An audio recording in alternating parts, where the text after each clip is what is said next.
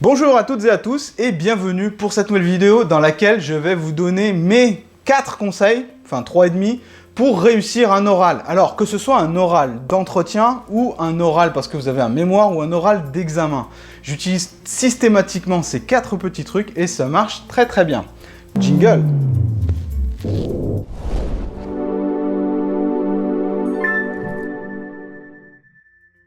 Alors la première chose à faire lorsque vous avez un oral à préparer, examen ou personnel ou pro, c'est de mémoriser les points clés en fait.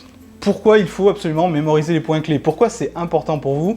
Parce que quand vous avez une présentation, quand vous avez un oral, le truc c'est que vous oubliez à peu près 10%, si ce n'est pas un peu plus, de ce que vous vouliez dire, même si vous connaissez parfaitement votre sujet.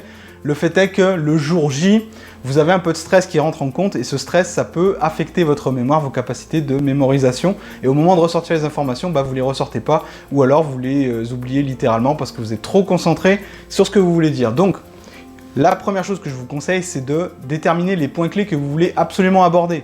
Il serait trop bête d'en oublier un alors qu'il est déterminant et c'est malheureusement souvent ce qui arrive chez les personnes que j'accompagne. Donc, mémoriser les points clés, c'est une technique. Et c'est une technique que je vous enseigne ici dans la vidéo. Vous pouvez avoir la technique exacte avec une présentation et des exemples. Le deuxième point, c'est que la meilleure façon de vous préparer un oral ou un examen, c'est tout simplement de le répéter en conditions réelles. Alors je sais que c'est chiant, notamment si vous avez une présentation qui est très longue et que vous voulez la préparer et que ça dure plus d'1 heure.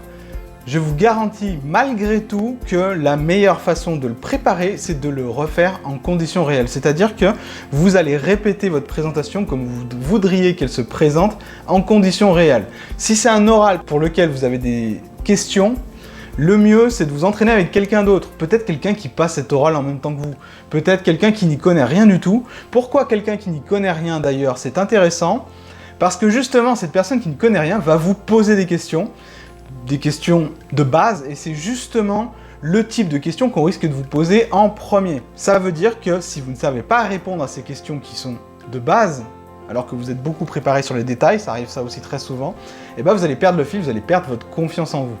Donc, préparez cet entretien en conditions réelles avec quelqu'un qui n'y connaît rien, ou si vraiment vous avez personne, préparez-le tout seul en vous imaginant les questions qu'on pourrait vous poser.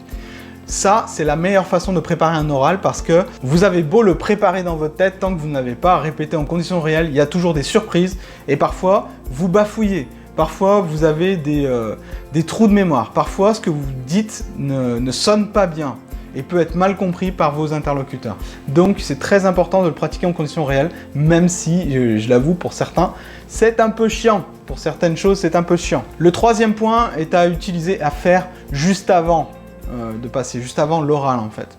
Ce qui va se passer au moment de passer un oral ou un entretien ou de faire une présentation, vous avez toujours un peu de stress qui vient. Et que fait le stress au niveau physique? Il vous coupe l'oxygène. En fait, vous êtes un petit peu comme en apnée. Et votre cerveau, du coup, il n'est plus oxygéné autant qu'avant.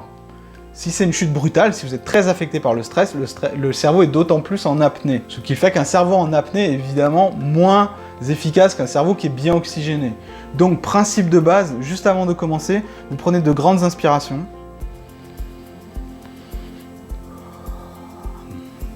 Et une grande expiration. Vous faites ça 2 ou 3 fois, c'est pas la peine de rentrer en séance de méditation pendant 5 minutes, mais le fait d'oxygéner votre cerveau de la sorte juste avant une présentation, ça va vous aider. Même si ça a l'air de rien, et ça va vous aider, parce que comme ça, vous n'avez pas laissé vos émotions prendre le contrôle sur vous, et ça peut être très important. Plus vous êtes sensible aux émotions, plus je vous recommande de faire des respirations longues et plus de respiration. Et enfin, le dernier petit truc, lorsque vous êtes en train de présenter, que ce soit un oral ou que ce soit une présentation face à un public, une audience restreinte ou pas, pendant que vous êtes en train de présenter, je vous recommande de regarder tous les membres du jury, si vous avez un oral, et du public, si vous avez un discours ou une présentation. Alors, si vous avez beaucoup de public, évidemment, vous n'allez pas regarder chaque personne par une, mais vous allez faire en sorte de vous adresser à tous les membres du public. Et si vous avez un jury, à tous les membres du jury, même celui qui ne dit rien, même celui qui a l'air de bâiller, même celui qui a l'air de s'endormir. Bien souvent, c'est des tests pour voir si vous êtes au point, pour voir si vous êtes sûr de ce que vous dites, mais également parce que pensez que la personne qui vous reçoit en oral, peut-être elle en a vu une dizaine avant vous, une douzaine, et donc elle commence à être fatiguée. Et certaines personnes montrent un peu plus quand elles sont fatiguées ou n'ont un peu moins de contrôle sur ça.